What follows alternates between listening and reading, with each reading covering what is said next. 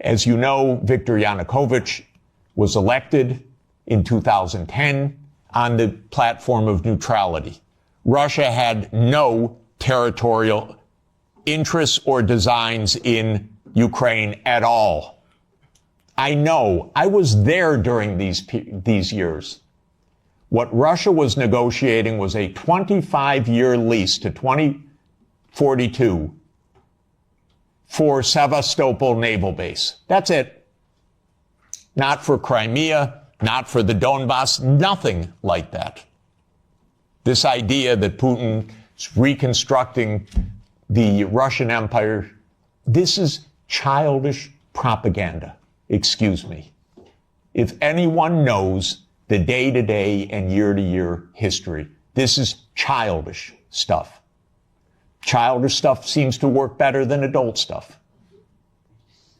So, no designs at all. The United States decided this man must be overthrown. It's called a regime change operation. There have been about 100 of them by the United States, many in your countries, and many all over the world. That's what the CIA does for a living. Okay? Please know it. It's a very unusual kind of foreign policy. But in America, if you don't like the other side, you don't negotiate with them, you try to overthrow them. Preferably covertly. If it doesn't work covertly, you do it overtly. You always say it's not our fault. They're the aggressor. They're the other side. They're Hitler. That comes up every 2 or 3 years. Whether it's Saddam Hussein, whether it's Assad, whether it's Putin. That's very convenient. That's the only foreign policy explanation the American people are ever given anywhere. Well, we're facing Munich 1938. Well, we're facing Munich 1938. Can't talk to the other side. They're evil, implacable foes.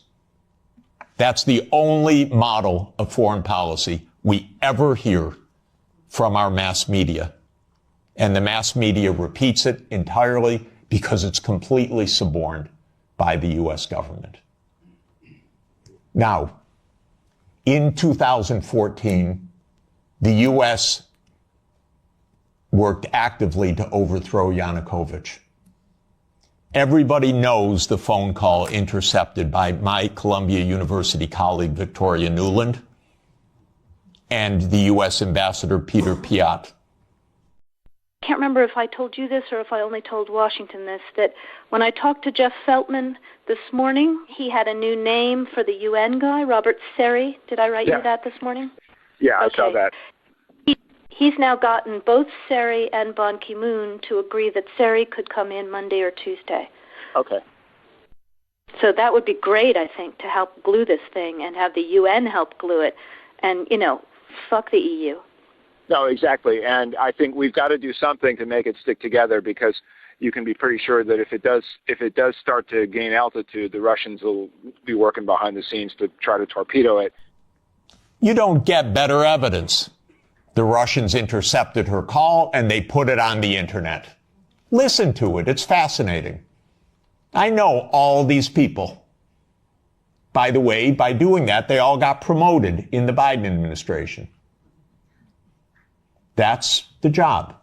Now, when the Maidan occurred, I was called immediately. Oh, Professor Sachs, the new Ukrainian prime minister would like to see you to talk about the economic crisis.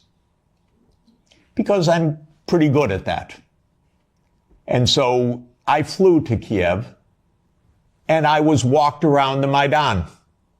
And I was told how the U.S. paid the money for all the people around the Maidan.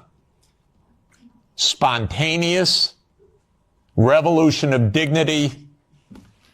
Ladies and gentlemen, please.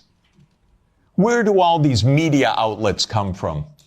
Where does all this organization come from? Where do all these buses come from? Where do all these people called in come from? Are you kidding? This is organized effort. And it's not a secret, except to citizens of Europe and the United States. Everyone else understands it quite clearly. Then came Minsk, and especially Minsk II, which, by the way, was modeled on South Tyrolean autonomy. And the Belgians could have related to Minsk II very well. It said there should be autonomy for the Russian-speaking regions in the east of Ukraine. It was supported unanimously by the UN Security Council. The United States and Ukraine decided it was not to be enforced. Germany and France, which were the guarantors of the Normandy process, let it go. And it was absolutely another direct American unipolar action, with Europe, as usual, playing completely useless subsidiary role, even though it was a guarantor of the agreement. Trump won, raised the armaments. There were many thousands of deaths in the shelling by Ukraine in the Donbass. There was no Minsk II agreement. And then Biden came into office. And again, I know all these people. I used to be a member of the Democratic Party. I now am strictly sworn to be a member of no party, because both are the same anyway. And because this is, the Democrats became complete warmongers over time, and there was not one voice about peace, just like most of your parliamentarians, the same way. So at the end of 1991, Putin put on the table a last effort in two security agreement drafts, one with Europe and one with the United States. The U.S. put on the table December 15th, 2021. I had an hour call with Jake Sullivan in the White House begging, Jake, avoid the war.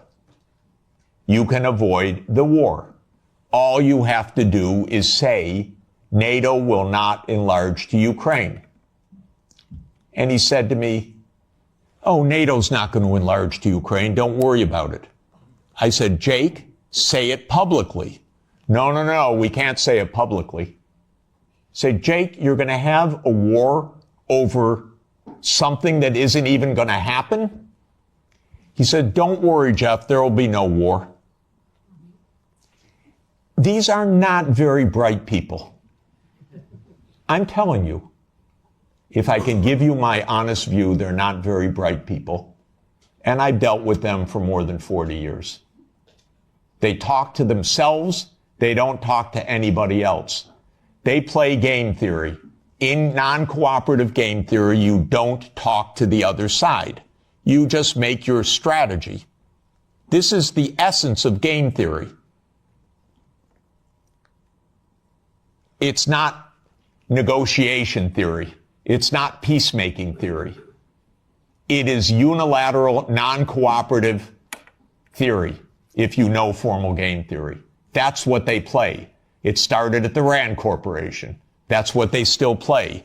In 2019, there's a paper by Rand, How Do We Extend Russia? Do you know they wrote a paper, which Biden followed, How Do We Annoy Russia? That's literally the strategy. How do we annoy Russia? We're trying to provoke it, trying to make it break apart, maybe have regime change, maybe have unrest, maybe have economic crisis. That's what you call your ally. Are you kidding? So I had a long and frustrating phone call with Sullivan. I was standing out in the freezing cold. I happened to be trying to have a ski day. And there I was, Jake, don't have the war. Oh, there'll be no war, Jeff. We know a lot of what happened the next month, which is that they refused to negotiate. The stupidest idea of NATO is the so-called open door policy. Are you kidding? NATO reserves the right to go where it wants without any neighbor having any say whatsoever? Well, I tell the Mexicans and the Canadians, don't try it. You know, Trump may want to take over Canada. So Canada could say to China, why don't you build a military base in Ontario? I wouldn't advise it. And the United States would not say, well, it's an open door. That's their business. I mean, they can do what they want. That's not our business. But grown-ups in Europe repeat this. In Europe, in your commission, your high representative. This is nonsense stuff. This is not even baby geopolitics. This is just not thinking at all. So the war started. What was Putin's intention in the war? I can tell you what his intention was. It was to force Zelensky to negotiate neutrality. And that happened within 7 days of the start of the invasion. You should understand this, not the propaganda that's written about this. Oh, that they failed and he was going to take over Ukraine. Come on, ladies and gentlemen, understand something basic. The idea was to keep NATO, and what is NATO? It's the United States, off of Russia's border. No more, no less. I should add one very important point. Why are they so interested? First, because if China or Russia decided to have a military base on the Rio Grande or in the Canadian border, not only would the United States freak out, we'd have war within about 10 minutes, but because the United States unilaterally abandoned the anti-ballistic missile treaty in 2002 and ended the nuclear arms control framework by doing so.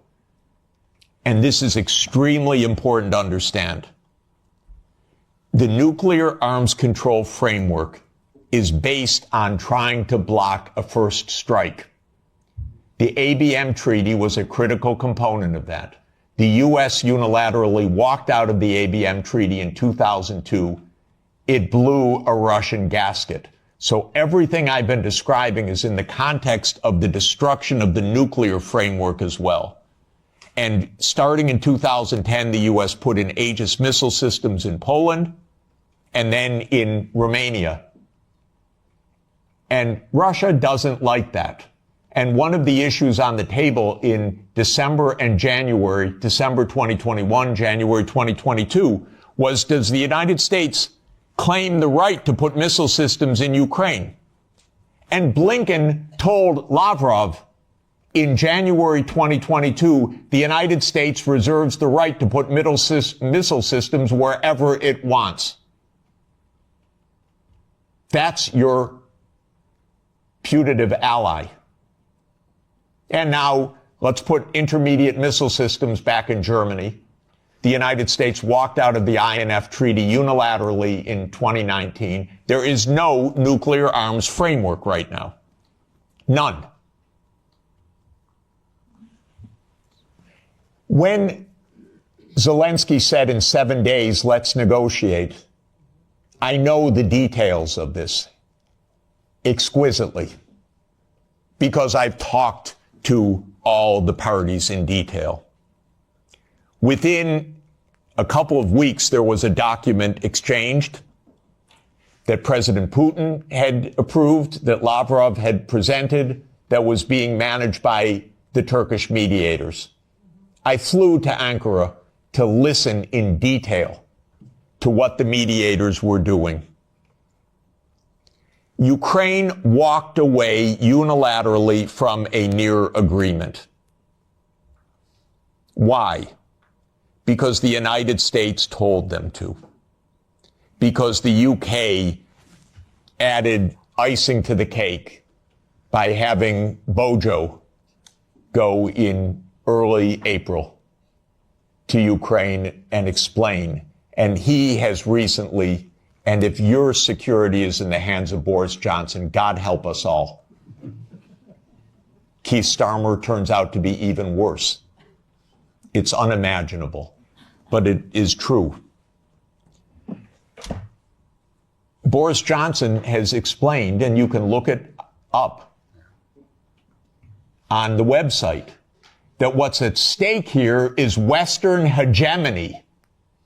Not Ukraine, Western hegemony.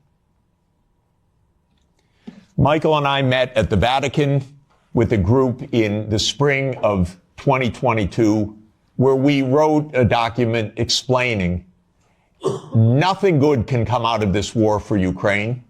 Negotiate now, because anything that takes time will mean massive amounts of deaths, risk of nuclear escalation, and likely loss of the war. I wouldn't change one word from what we wrote then. Nothing was wrong in that document. And since that document, since the U.S. talked the negotiators away from the table, about 1 million Ukrainians have died or been severely wounded. And the American senators, who are as nasty and cynical and corrupt as imaginable, say this is wonderful expenditure of our money because no Americans are dying. It's the proxy war. One of our senators nearby me, Blumenthal, says this out loud. Mitt Romney says this out loud. It's best money America can spend. No Americans are dying. It's unreal. Now, just to bring us up to yesterday, this failed. This project failed. The idea of the project was that Russia would fold its hand. The idea all along was Russia can't resist, as Zbigniew Brzezinski explained in 1997. The Americans thought we have the upper hand. We're going to win because we're going to bluff them. They're not really going to fight. They're not really going to mobilize. The nuclear option of cutting them out of SWIFT, that's going to do them in. The economic sanctions, that's going to do them in. The HIMARS, that's going to do them in. The ATACMS, the F-16s. Honestly, I've listened to this for 70 years. I've listened to it as semi-understanding, I'd say, for about 56 years. They speak nonsense every day. My country, my government. This is so familiar to me, completely familiar. I begged the Ukrainians, and I had a track record with the Ukrainians. I advised the Ukrainians. I'm not anti-Ukrainian, I'm pro-Ukrainian completely. I said, save your lives, save your sovereignty, save your territory, be neutral. Don't listen to the Americans. I repeated to them the famous adage of Henry Kissinger, that to be an enemy of the United States is dangerous, but to be a friend is fatal. Okay, so let me repeat that for Europe. To be an enemy